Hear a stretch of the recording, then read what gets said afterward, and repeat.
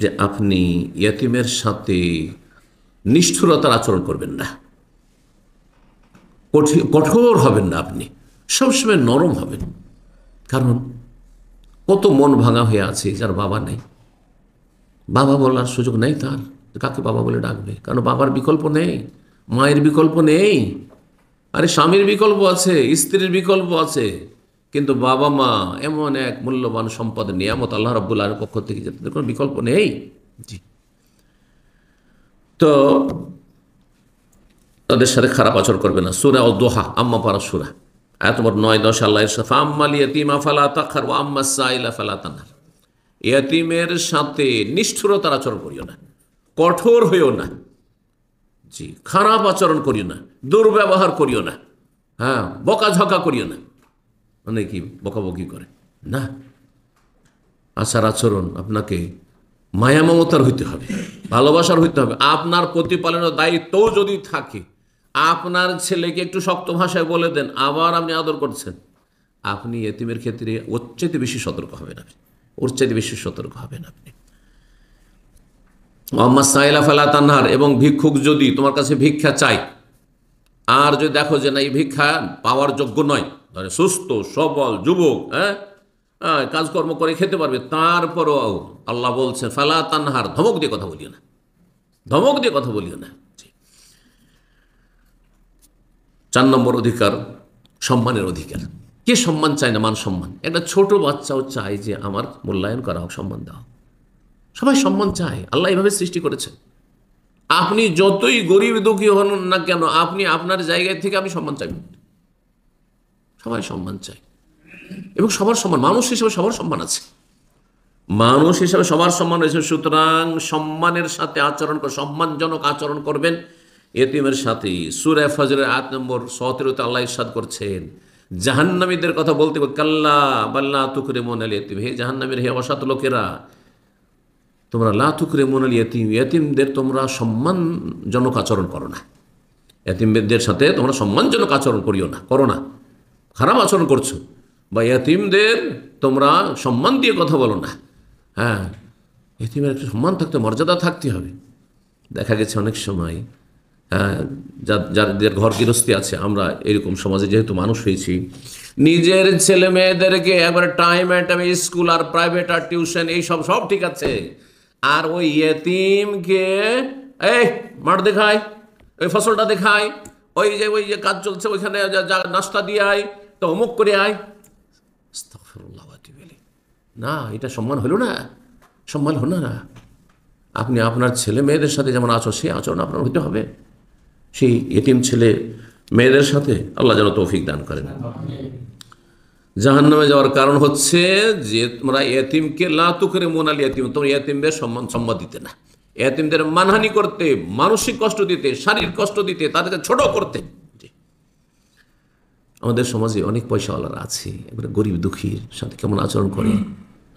Chair table সব আছে, আর আপনার বেঞ্চ রাখা আছে, আমরা দেখেছি গ্রাম অঞ্চলে সব আছে, কিন্তু ওই গরিবগুলো এসে ও বসবে না, বেঞ্চে বসবে না, ওগুলো বসো। ওরা জানে যে আমরা ওখানে বসলে পরে আমাদেরকে হয়তো বকা খেতে হবে, ভয়ে বসবে না, নিচে গিয়ে বসে, নিচে বসছে। বিয়ে শাদিতে খাওয়া দাওয়া, ভিআইপি খাওয়া দাওয়া আলাদা চলছে, আর ওদেরকে দিয়েছে ওই কলা পাতা দিয়ে, এমনি পাতা দিয়ে নিচে ফুটপাতে বসিয়ে দিয়েছে, হ্যাঁ, খড়ের ওপরে বসাই দিয়েছে। বদ আচরণ এগুলো, এগুলো সম্মান দেওয়া নয়। ইয়াতীমের সাথে কেমন আচরণ করছেন এটা দেখার বিষয়। ভালো আচরণ হইতে হবে, এটি হচ্ছে তার ন্যায্য অধিকার। 5 নম্বর অধিকার হচ্ছে যে ইয়াতীমকে আপনি গলা ধাক্কা দেবেন না। ইয়াতীমের সাথে আপনি, হ্যাঁ, গলা ধাক্কা শব্দটি যেহেতু এসেছে, ধাক্কা দেবেন না। কথার দ্বারা ধাক্কা দেওয়া হোক, তার মনে আঘাত করা হোক, তার শরীরে আঘাত করা হোক, হ্যাঁ, যাও এখান থেকে বেরিয়ে যা বাইরে থাক ওখানে, এই না, এটা চলবে না, হারাম। রব্বুল আলামিন যারা পরকালে অবিশ্বাসী এবং তাদের জন্য জাহান্নাম, তাদের কথা বলেন সূরা মাউন এর 1ম আয়াত, আরাআইতাল্লাযী ইউকাযযিবু বিদ্দীন ফাযালিকাল্লাযী ইয়াদউল ইয়াতীম, 2য় আয়াত। তুমি কি দেখেছো, আল্লাহ বলছেন, ইউকাযযিবু বিদ্দীন, ওই সব বেঈমানদেরকে যারা পরকালকে মিথ্যা মনে করে, অবিশ্বাস করে। ফাযালিকাল্লাযী, এটা কার বদচরিত্র? হ্যাঁ, কে পরকালে অবিশ্বাসী? ফাযালিকাল্লাযী ইয়াদউল ইয়াতীম, যার ইয়াতীমকে গলা ধাক্কা দিয়ে থাকে। গলা ধাক্কা দেয়। নিজের ছেলে আসলে আদরে কোলে উঠিয়ে নিল, হ্যাঁ আসো আসো বাবু আসো আসো আসো। আর ভাগিনা এসছে, ভাতিজা এসছে, এতিম এসছে, যা যা বাইরে যা, কে আসতে বললো তোকে এখানে? এটা হচ্ছে গলা ধাক্কা দাও। গলা ধাক্কা মানে ওই নয় যে গলায় হাত দিয়ে ধাক্কা দিচ্ছেন আপনি, কথার দ্বারা ধাক্কা দিচ্ছেন আপনি।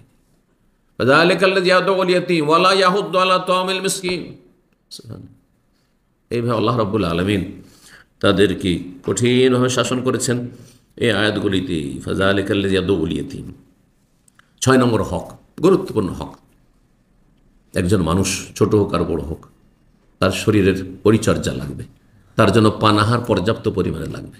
যতটা শরীরে চাহিদা আছে ততটা তাকে দিতে হবে। এই অধিকারটি এতিমের রয়েছে, সুতরাং এতিমকে অন্নদান করতে হবে, খেতে দিতে হবে, পানাহারের ব্যবস্থা দিতে হবে, ভালো খাবার দিতে হবে, ভালো পানীয় দিতে হবে, যাতে করে সুস্থ থেকে তার গ্রোথ হয়, বড় হয়।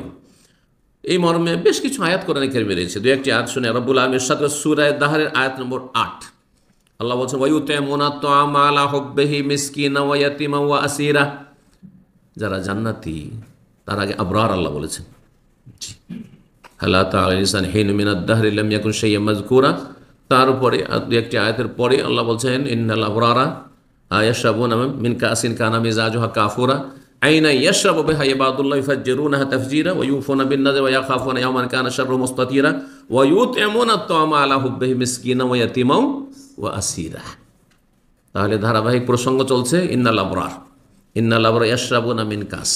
যারা আল্লাহর নেক বান্দা, আবরার, সৎকর্মশীল, ভালো মানুষ, তারা জান্নাতে পানীয় সুখে সেখানকার আল্লাহ জান্নাতে পানীয় পাবে।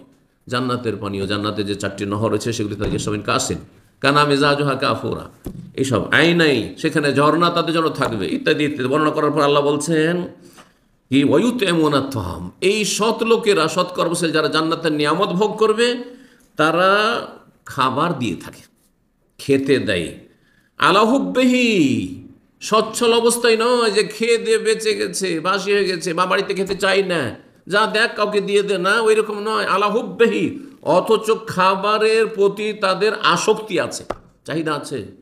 আরে এই পানিটা আমার প্রয়োজন, এই একটাই পানি আছে আমার প্রয়োজন, আমার পিপাসা লেগেছে, তারপরও কারো পানি প্রয়োজন, ভাই ঠিক আছে নেন, আপনি খান। আলা হুব্বিহি, এটা আমার প্রয়োজন আছে, এই নয় যে আমার যথেষ্ট আছে সেই জন্য কি করবো এত ধন সম্পদ, সেই জন্য না।